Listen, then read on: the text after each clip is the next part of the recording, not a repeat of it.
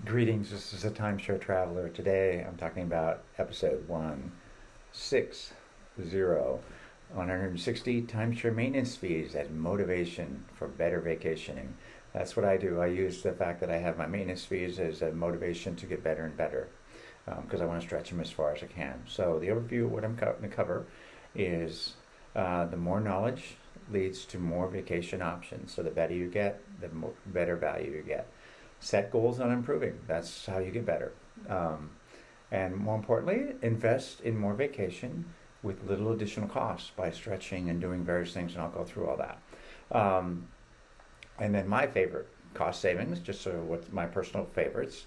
And then lastly, buying more is the last choice. So make sure you do all the other things before you buy more. So before I get into the details, I'm going to tell you a little bit about my channel, and then I'll be right back. Hang in there. Hi, this is Cliff, and I'm the Timeshare Traveler. Welcome to my channel. The purpose of my channel is to educate those who love traveling in timeshares. I've been an owner for 15 plus years at timeshare ownership. I have elite ownership with Marriott, Hilton, and Worldmark. I have published over 100 timeshare video reviews, and I've published over 95 timeshare tips. I can be found on Facebook at Timeshare Trav, at Twitter, Timeshare Trav, and on the web at www.timesharetraveler.com. Well, I'm back. Let's talk about more knowledge leads to more vacation options. Um, there are lots of options with timeshares that allow you to extend your points. So just don't look at the points that you've gotten and just use them basic. There's a lot more options out there. I travel off peak, and I recommend traveling off peak because it just takes less points to travel. So therefore, you can do more vacations. Travel on specials. They actually check. I check regularly to see what the specials are. It might be places I haven't been. It might be places I want to go. And by saving the money on the costs, you may find that you actually can afford the airfare thrown in, so it doesn't cost you any more. Use cash to rent additional days. That way you don't necessarily, sometimes renting is the same price as maintenance, so why buy it more when you can rent? Free upgrades, sometimes that's based on status. And then exchanges, I use Interval and RCI to do typically last minute bookings. I don't use it for exchanges in the broadest sense. And I use hotel points all the time to book the resorts. That's what I do with money that I get points I get with doing presentations. And then lastly, you can do cruises, car rentals, and stuff. I typically don't do those at exchange. It doesn't work for me, but it's another option you've got. So each one of these options requires knowledge and investigation to use. They're not necessarily trivial. I mean, maybe the traveling off peak is a little bit, but in general, you have to learn how to do each one of these things. But the more you know, the more value you get for your maintenance fees. It's basically how to get more vacation for the same maintenance fees. And the more value, I attribute that to more joy. So on to the next topic. Next topic is setting goals on improving. So don't try to do everything all at once. Make up a list of what you'd like to do, kind of go through the website and figure out all the different options, or just use the list that I put together and just knock them down one by one. Build a plan when you want to do things, sort of tie in your vacation, say, hey, I'd like to do a rental here. Oh, I think I have enough points to go there using my hotel points. I'll do that and make sure that works out.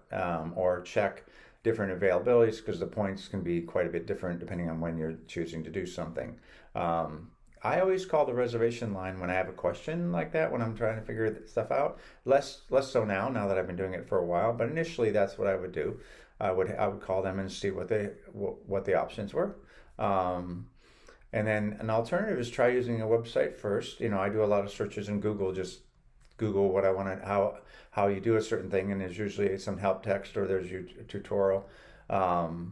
And then lastly, I'm a member of TUG, Timeshare User Group, and I highly recommend, if you own timeshares, to be part of that group. There's a lot of great ideas on what people are doing. So that's what you need to do. Just set your goals and knock them down. Invest more in vacations with little additional cost. The whole point of all this topic is stretch your points, and so you don't need to necessarily buy more.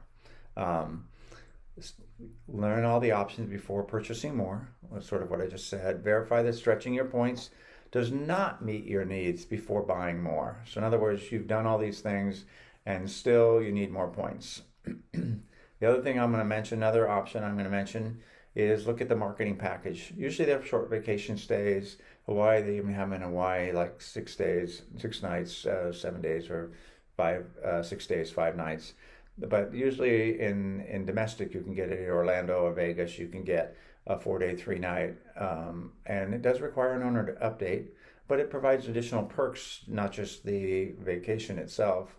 It also usually will give you quite a few hotel points, or I've even gotten some sort of, we'll call it cash. It's a sort of usable in the area, and I've gone to Cirque du Soleil for like $3 using those in the past. So again, it's an option to look at. Invest with a little additional cost. So my favorites, just I travel off peak. I'm flexible, and actually it's partially, I guess, because I view that I'm saving money by traveling off peak, so I try to do that. I've done last minute stays with Interval and RCI because I have access to both, and I use hotel to book timeshares all the time. It allows you, I'm even doing a couple free nights in Hawaii actually in October using hotel points. So it's kind of cool. Actually, 4 days. So I'm doing 4 days. I've added rental fees. So I've just purchased them using cash instead of doing that. I don't think I'm doing any of that's on my more recent vacation, but I've done it before quite a few times. I'm actually doing discounted rates in a couple of weeks. I'm using a stay in Palm Springs. They happen to have a special.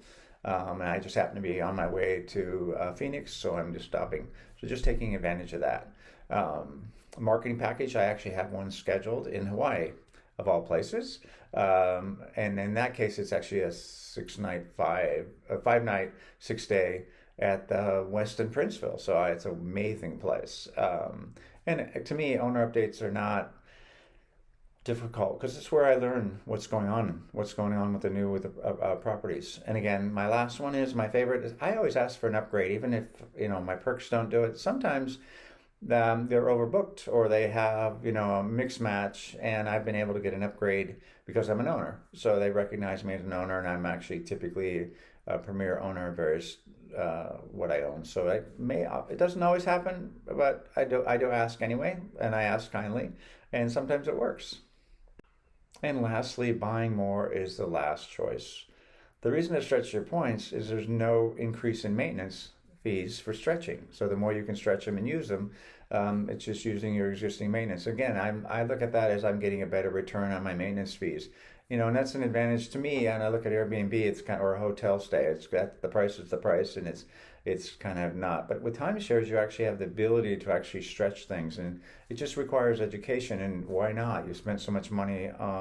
If you bought from the developer, you spent a lot of money. Why not get the most out of it? Again, after leveraging all the perks I've mentioned, and maybe others you figure out that are different than mine, and you still need more points, that's really when you say, okay, it's time to upgrade. And even after that, review whether the next level of perks, if it's going to move you into a higher level, are worth it, or maybe you should just buy resale. Maybe you just need additional points. You don't need all the perks that come with buying developer points. Maybe those just aren't worth it to you. So that's your decision. Anyway, hope you love this video, and I'd love to have a thumbs up, a like, and put some comments if you have questions in the comment section. Have a great day.